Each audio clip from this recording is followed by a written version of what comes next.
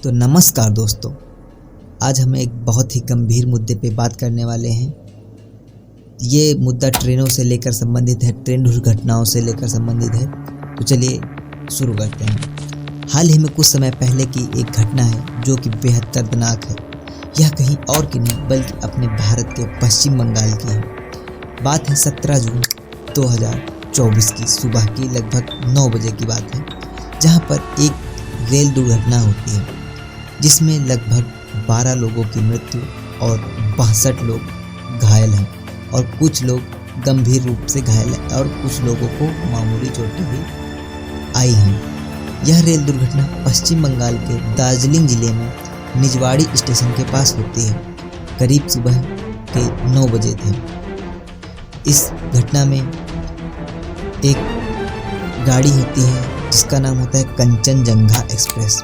वो अपने ट्रैक पर जा रही होती है और उसको पीछे से एक मालगाड़ी आती है और उस ट्रेन को, कंचनजंगा एक्सप्रेस को पीछे से ठोक देती है, जिसके कारण कंचनजंगा एक्सप्रेस के 4 डिब्बे मालगाड़ी के इंजन के ऊपर और आसपास आ जाते हैं। इस हादसे में मिली अभी तक जानकारी के मुताबिक मालगाड़ी के जो लोको पायलट होता है उसकी मौत हो जाती है और पैसेंजर ट्रेन के गार्ड समेत कई सारे यात्रियों की मौत हो जाती है, जबकि 62 से ज़्यादा लोग घायल हैं और उनमें से कई की हालत तो इतनी सीरियस है कि लगता नहीं है कि वो बच सकते हैं। जो घायल हैं उनको पास के सिलीगुड़ी के अस्पताल में इलाज उनका चल रहा है, जिसमें से कईयों की हालत तो बहुत ही गंभीर है।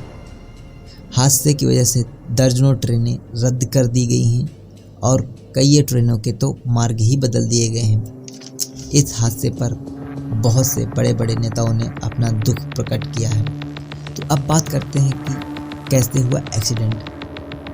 तो रेलवे सूत्रों के अनुसार दार्जिलिंग जिले के रंगापानी से चटेरहाट स्टेशन के बीच इलेक्ट्रॉनिक इंटरलॉकिंग सिस्टम काम नहीं कर रहा था। 17 जून 2024 को करीब सुबह के 5:50 के बात है जब सिस्टम में खराबी आ गई। तो कंचनजंगा एक्सप्रेस सुबह 8:27 पर रंगपानी से चलती है। तब स्वचालित सिग्नलिंग प्रणाली विफल हो जाती है, जिसके कारण स्टेशन मास्टर TA 912 नामक एक लिखित अधिकार पत्र जारी करता है जो चालक को लाल सिग्नलों को पार करने की अनुमति देता है। ऐसे में ट्रेन की स्पीड को 10 किलोमीटर पर आवर रखना होता है और प्रत्येक लाल सिग्नल पर ट्रेन को 1 मिनट के लिए रोकना पड़ता है। कंचनजंगा एक्सप्रेस के चालक ने इस नियम का पालन किया, जबकि दूसरी ओर चटेरहाट स्टेशन से अनुमति नहीं मिलने तक मालगाड़ी को TA 912 नहीं दिया जा सकता था, लेकिन इस नियम का पालन नहीं होता है। फिर मालगाड़ी के पायलट लाल सिग्नल की स्थिति में बरते जाने वाली सतर्कता का पालन न करते हुए लाल सिग्नल को पार करते हुए करीबन सुबह के 9 बजे के आसपास कंचनजंगा एक्सप्रेस से टकरा जाती है और जिससे ये बेहद ही दुखद घटना घटती है। अब जानते हैं ये TP 912 है क्या। तो जब सिग्नलिंग सिस्टम में खराबी आ जाती है तो station master TA 912 return authority जारी करता है। यह ड्राइवर को खराबी कारण सभी रेड सिग्नल पार करने का अधिकार देता है। मतलब कहने का ये है कि TA 912 एक प्रकार का अधिकार पत्र है। जब सिग्नल में खराबी आ जाती है तो ये अधिकार पत्र अनुमति देता है कि आप जो है रेड सिग्नल को पार कर सकते हैं। तो आइए अब हम बात करते हैं। हमें इस बार कई प्रकार के ट्रेन हादसों के बारे में पता चलता रहता है। इस ट्रेन हादसे को रोकने का कोई उपाय है या नहीं भी है? इसका जवाब है हाँ, उपाय तो है। इस ट्रेन दुर्घटना को रेलवे के एक सुरक्षा प्रणाली है जिसका नाम है कवच। ट्रैफिक कोलिजन अवॉइडेंस इसका जो है पूरा नाम है। यदि अगरतला सियालदह रूट पर कवच प्रणाली काम कर रही होती तो यह दुर्घटना होने से बच सकते थे। कवच प्रणाली एक भारत में निर्मित देसी जुगाड़ है या देसी प्रणाली है कह सकते हैं, जिसका सफल परीक्षण 2022 में किया गया था। मार्च 2022 में तेलंगाना के सिकंदराबाद में ट्रेन टक्कर सुरक्षा प्रणाली कवच का परीक्षण किया गया था। परीक्षण के दौरान 160 किलोमीटर प्रति घंटे की रफ्तार से एक ट्रेन और इंजन को एक ही पटरी पर आमने सामने आते हुए चलाया गया, जैसे एक पटरी पर दो ट्रेन आ रही हों। इस प्रकार से जो है अरेंजमेंट किया गया था। ट्रेन में केंद्रीय रेल मंत्री अश्विनी वैष्णव सवार थे और दूसरे इंजन में रेलवे बोर्ड के चेयरमैन थे।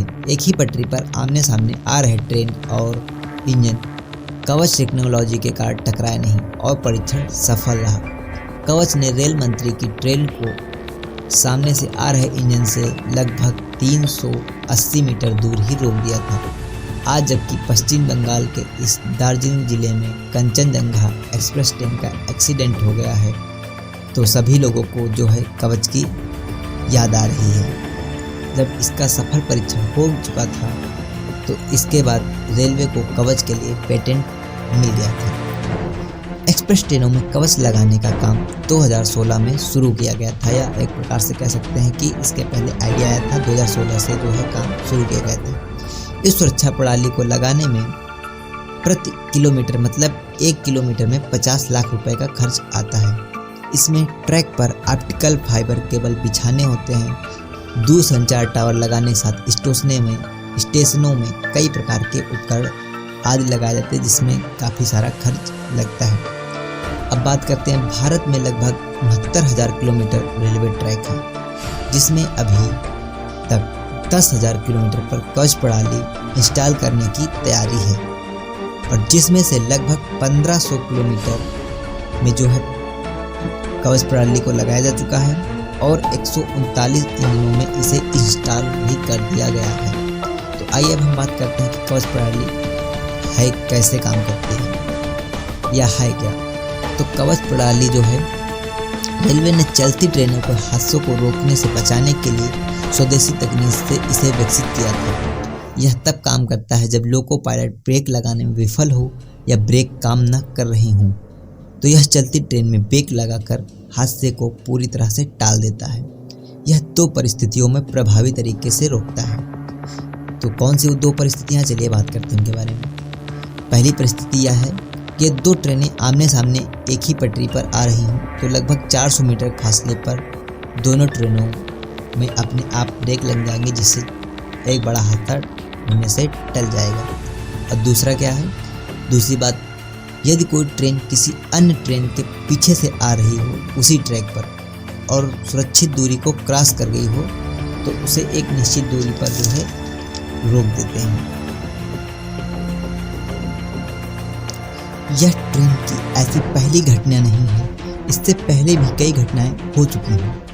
आपको तो याद ही होगा 2 जून 2023 का वह दिन जब ओडिशा के बालासोर में एक ट्रेन दुर्घटना होती है, जिसमें लगभग 300 से ज़्यादा लोग की मृत्यु हो जाती है और 1000 से ज़्यादा लोग घायल हो जाते हैं। इस ट्रेन हादसे में कोरोमंडल एक्सप्रेस और बेंगलुरु हावड़ा सुपरफास्ट एक्सप्रेस आपस में टकरा जाती हैं, जिसके कारण बगल में खड़ी एक मालगाड़ी चपेट में आ जाती है, जिससे मिलाकर 3 ट्रेनों की एक ट्रेजेडी हो जाती है, जिसमें काफ़ी सारा जान माल का नुकसान होता है और कई सारे जो है होते हैं। और ऐसे ये एक केस नहीं है, काफ़ी सारे केसेस हो चुके हैं। इनमें से कुछ केस मेजर हैं, जो जैसे कि आपको कहते हैं 2016 में इंदौर पटना एक्सप्रेस ट्रेन जो है कानपुर के पास जो है पटरियों से उतर जाती है, जिसके कारण 150 आदमियों की मौत हो जाती है। 2010 में जानेश्वरी एक्सप्रेस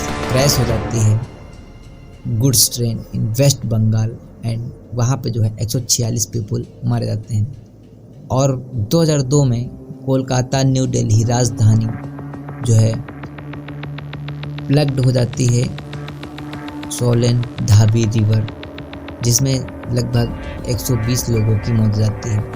इस प्रकार के कई तमाम सारी घटनाएं आप गूगल पे डाल के चेक कर सकते हैं कि कितनी सारी ट्रेन दुर्घटनाएं हुई हैं।